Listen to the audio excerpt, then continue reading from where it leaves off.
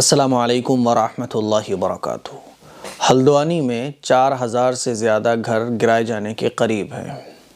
تقریباً 50-60 ہزار لوگ بے گھر ہو سکتے ہیں۔ کیا کر سکتے ہیں ہم لوگ؟ دعا کر سکتے ہیں اللہ سے۔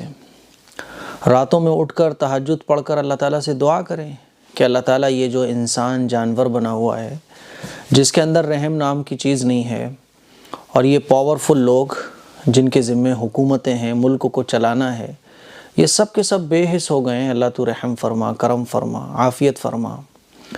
آج ہلدوانی کے اندر ہزاروں خواتین سڑکوں پر ہیں، لوگ سو نہیں پا رہے ہیں چین سے۔ جب یہ خبر پڑی اور آپ لوگوں کو بھی یہ خبر کے بارے میں پتہ چلا ہوگا تو ایک دم دل دہل سا گیا، روح کانپ گئی کہ اللہ خیر کا معاملہ فرمائے۔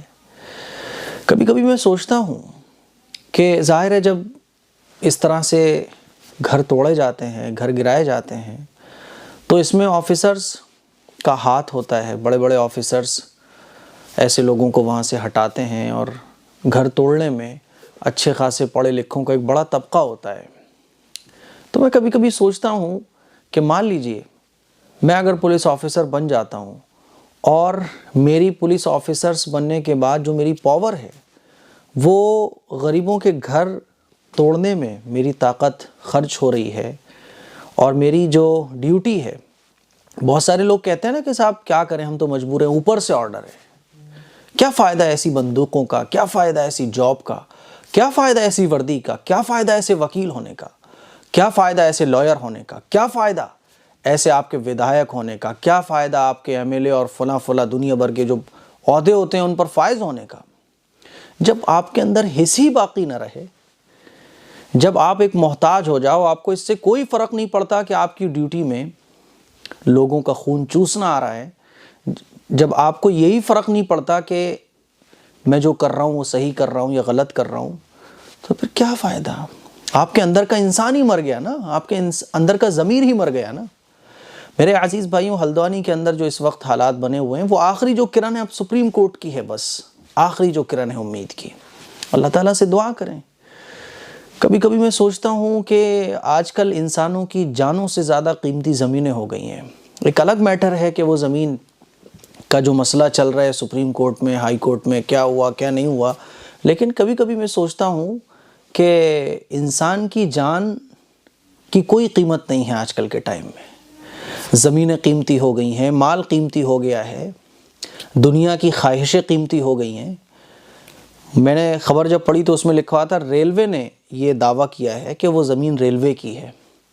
تو میں سوچ رہا تھا کیا ریلوے میں انسان نہیں ہے؟ ریلوے کے جو ڈپارٹمنٹ ہیں اس کو ہینڈل کرنے والے کیا انسان نہیں ہیں؟ کیا وہ اپنے آپ کو اس جگہ پر رکھ کر نہیں سوچتے کہ ان کے بھی بچے ہیں، ان کی بھی بیوی ہے، ان کی بھی فیملی ہے؟ وہ یہ کیوں نہیں سوچتے کہ اگر وہ ان کی جگہ ہوتے جن کے گھر توڑے جائیں گے، جن کے گھر گرائے جانے کی بات چل رہی ہے، تو ان پر کیا گزرتی؟ کبھی کبھی میں سوچتا ہوں کہ یہ جو ڈپارٹمنٹ ہوتے ہیں جو لوگوں کے گھروں پر دعویٰ کر دیتے ہیں، اور ایک عجیب بات یہ ہے کہ ہلدوانی کے اندر جو لوگ رہ رہے ہیں، ان کے باپ دادا اسی بستی میں رہتے آئے، ان کے گھروں کے جو کاغذات ہیں وہ ان کے پاس ہیں، وہ بجلی کا بل بھر رہے ہیں، اور صرف وہاں مسلمان نہیں ہیں بلکہ غیر مسلم بھی ہیں بہت سارے۔ اسی لیے صرف مسلمانوں کے لیے نہیں بلکہ انسانوں کے لیے دعا کریں، کیونکہ یہ انسانیت کا مسئلہ ہے۔ اور سب سے عجیب و غریب بات یہی ہے کہ انسانوں کے خون کی کوئی اہمیت نہیں ہے۔ ہلدوانی کے اندر سرکاری اسکولز بھی ہیں، بینک بھی ہیں، بہت کچھ ہے وہاں، اور سالوں سے وہ وہیں تھا، کاغذات کے ساتھ، بجلی کے بل کے ساتھ، پانی کے بل کے ساتھ، ہاؤس ٹیکس کے ساتھ۔ اچانک سے جو ہے وہ ہو جاتا ہے کہ صاحب یہ ریلوے کی زمین ہے۔ تو میں سوچ رہا تھا کہ کیا ریلوے میں انسان نہیں رہتے؟ کہاں چلا گیا ریلوے کے ڈپارٹمنٹ کے انسانوں کا ضمیر؟ کہاں گئی ان کے اندر کی انسانیت؟ کبھی کبھی سوچتا ہوں کہ 100 گھر توڑے جائیں گے، 2000 گھر توڑے جائیں گے، 500 گھر توڑے جائیں گے، تو سوچتا ہوں یہ توڑنے والے کون ہیں؟ انسان نہیں ہے کیا یہ؟ اس سے غرض نہیں کہ وہ مسلمان ہے یا ہندو ہے، کچھ انسانیت بھی تو ہوتی ہے۔ ہمارے گھر میں اگر ایک کتا بھی آ جائے جو سردی سے ٹھٹر رہا ہو تو ہم اس کو بھگاتے نہیں ہیں کہ یار سردی ہے۔ اور یہ نہ جانے کون ہے، ان کے اندر کا انسان کون ہے، سمجھ نہیں آتا۔